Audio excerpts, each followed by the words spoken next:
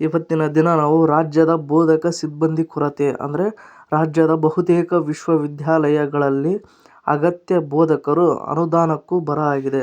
ಈ ವಿಡಿಯೋದಲ್ಲಿ ಇದರ ಬಗ್ಗೆ ಸಂಪೂರ್ಣವಾಗಿ ನೋಡೋಣ. ಮಿಸ್ ಮಾಡದೆ ಈ ವಿಡಿಯೋವನ್ನು ಸಂಪೂರ್ಣವಾಗಿ ನೋಡಿ. ಹಾಗೆ ಇಷ್ಟ ಆದರೆ ಸಬ್ಸ್ಕ್ರೈಬ್ ಮಾಡಿ, ಪ್ಲೀಸ್ ಎಲ್ಲರೂ ಸಬ್ಸ್ಕ್ರೈಬ್ ಮಾಡಿ.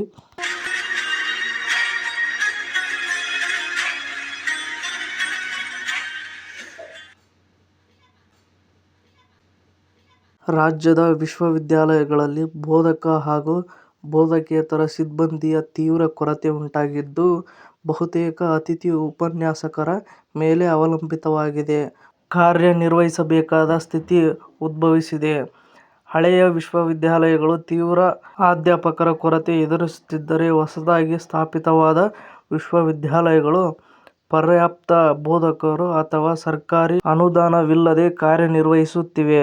ಇದರಿಂದ ಹೊಸ ವಿಶ್ವವಿದ್ಯಾಲಯಗಳು ಶುಲ್ಕವನ್ನು ಭಾರೀಯಾಗಿ ಹೆಚ್ಚಿಸಬೇಕಾದ ಪರಿಸ್ಥಿತಿ ಉಂಟಾಗಿದೆ. ವಿದ್ಯಾರ್ಥಿಗಳ ದಾಖಲಾತಿಯೂ ಕಡಿಮೆಯಾಗುತ್ತಿದೆ ಎನ್ನಲಾಗಿದೆ. ಇನ್ನು ನೆಕ್ಸ್ಟ್ ನಾವು ನೋಡುವುದಾದರೆ, ಮೈಸೂರು ವಿಶ್ವವಿದ್ಯಾಲಯ, ಧಾರವಾಡದ ಕರ್ನಾಟಕ ವಿಶ್ವವಿದ್ಯಾಲಯದ ಮತ್ತು ಮಂಗಳೂರು ವಿಶ್ವವಿದ್ಯಾಲಯ ಸೇರಿದಂತೆ ಪ್ರಮುಖ ವಿಶ್ವವಿದ್ಯಾಲಯಗಳಲ್ಲಿಯೇ ಬೋಧಕ ಸಿಬ್ಬಂದಿ ಕೊರತೆ ಸುಮಾರು ಶೇ.70ರಷ್ಟಿದೆ. ನಿಯಮಿತ ಅವಧಿಯಲ್ಲಿ ನೇಮಕ ನಡೆಯದ ಕಾರಣ ಅತಿಥಿ ಉಪನ್ಯಾಸಕರೇ ಆಧಾರವಾಗಿದ್ದಾರೆ.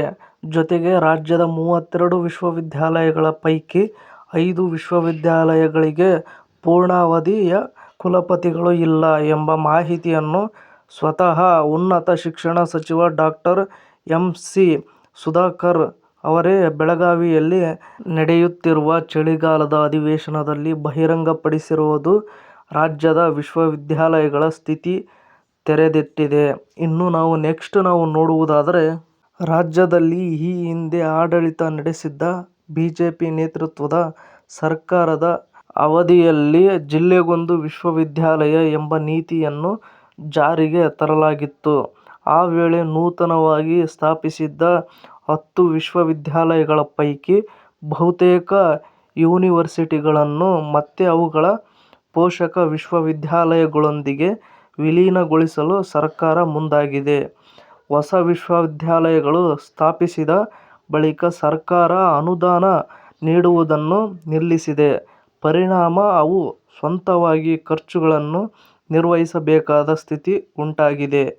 ಹೀಗಾಗಿ ಅನುದಾನ ಕೊರತೆಯಿಂದ ವಿಶ್ವವಿದ್ಯಾಲಯಗಳು ವಿದ್ಯಾರ್ಥಿ ಶುಲ್ಕವನ್ನು ಹೆಚ್ಚಿಸಿದ ಪರಿಣಾಮ BA, BCom ಮತ್ತು BSc ಮುಂತಾದ ಪದವಿ ಕೋರ್ಸ್ಗಳಿಗೆ ವಿದ್ಯಾರ್ಥಿಗಳ ದಾಖಲಾತಿಯಲ್ಲಿ ತೀವ್ರ ಕುಸಿತ ಕಂಡುಬಂದಿದೆ ಎಂದು ದಿ ನ್ಯೂ ಇಂಡಿಯನ್ ಎಕ್ಸ್‌ಪ್ರೆಸ್ ವರದಿ ಮಾಡಿದೆ.